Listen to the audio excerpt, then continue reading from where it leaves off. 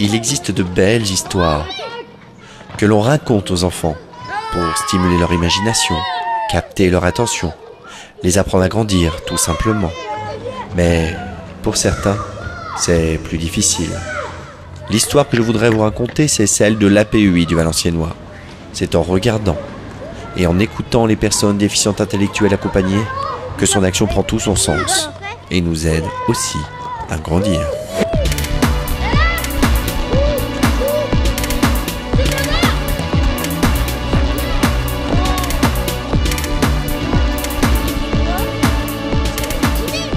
Ça fait maintenant 50 ans que nous défendons la cause de la personne déficiente intellectuelle.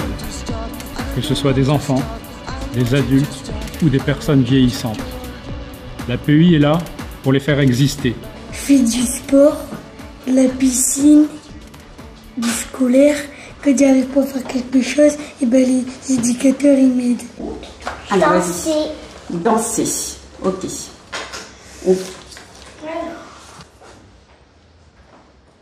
Je l'ai trouvé danser.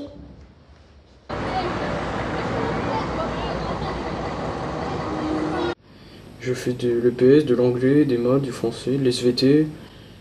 J'apprends tout ça à mon rythme. Et je fais aussi des stages professionnels. La première chose qu'il a fallu aussi travailler, c'est ces difficultés au niveau relationnel. Et c'est grâce au travail avec le CESAD que Julien a aussi pu évoluer et trouver sa place en tant que collégien au sein de l'ULIS.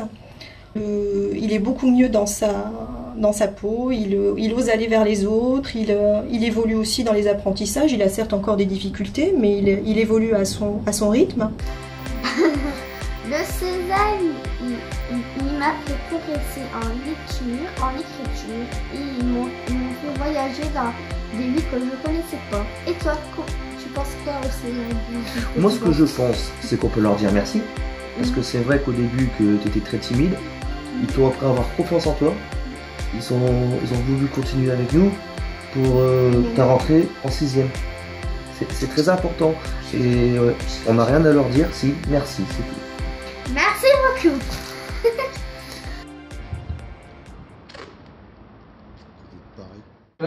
Donc voilà, je suis arrivé en 2009 à l'IMPRO en ZAN. J'ai eu quelques difficultés. J'ai appris le français et les mathématiques. On fait des ateliers. Vous voyez là, on fait la mécanique. Et ici, vous voyez, il est en train de réparer un souffleur.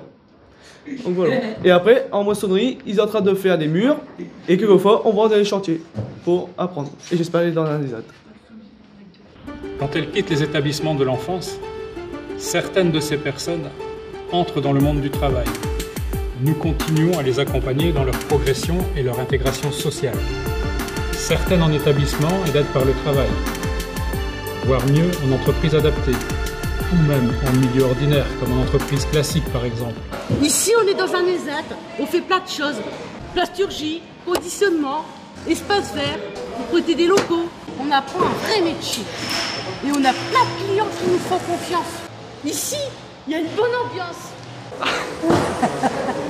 Je peux vivre comme tout le monde. Pour ces personnes en situation de travail, elles peuvent être accompagnées dans la gestion de leur vie quotidienne, en hébergement collectif ou en hébergement avec davantage d'autonomie, selon leur situation propre, mais sans jamais les obliger.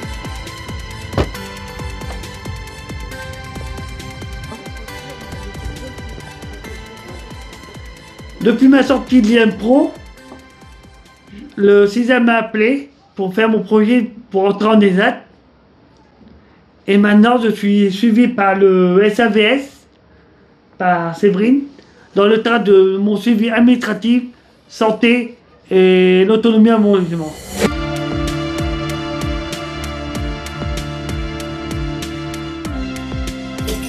Là, ici, c'est les appartements à la Louve. Et là, on est chez moi, dans mon salon. J'habite avec 2 collègues. Et il y a des éducateurs qui nous encadrent pour nous apprendre à faire à manger, à prendre des rendez-vous, des choses comme ça pour notre vie future plus tard. Pour les personnes qui ne sont pas ou plus en capacité de travailler, l'APEI a développé de nombreux projets adaptés à leur situation. Des foyers occupationnels, des foyers de vie, où la sécurité, la stimulation, leur développement, leurs projets de vie sont au cœur de notre action. Quand on sera ici, bah on se sent bien, nous sans part et tout ça, tout le monde se sent part, on est très bien ici, on achète tout ce qu'on veut. On est dans du crée, ouais.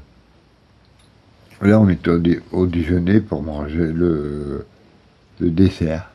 Pour les personnes les plus dépendantes, nous nous soucions de ce dont chacun a le plus besoin, chaleur et bien-être, que l'on aime retrouver dans la flamme de leurs yeux. Et ça, c'est pour nous la plus belle des récompenses.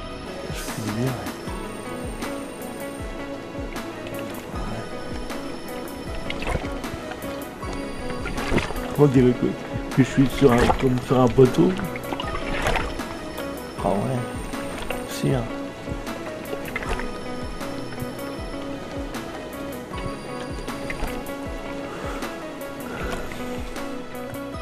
Et pour vous, l'avenir de l'APU, vous voyez comment? Dans un premier temps, dans notre région, près de 1500 personnes sont encore en attente d'une place. Et pour ça, nous devons continuer notre combat. Mais mon idée principale, ce serait que, comme nous savons, et nous l'avons montré, que nous savons nous remettre en cause, c'est justement de nous effacer un peu à la fois, car nous savons que les personnes sont capables de s'émanciper et que peu à peu ils prennent notre place. Voilà comment je vois l'avenir. Parfois, les gens sont durs avec nous, les personnes handicapées. Et pourtant, on a des droits comme tout le monde. C'est ce que je défends dans nos aussi, soutenu par l'UNAPUI, et on a une délégation dans le Valenciennois qui est soutenue par l'APUI du Valenciennois. Puis tu vas me tirer la pince parce que t'es un vrai champion. T'es fier de toi? Oui.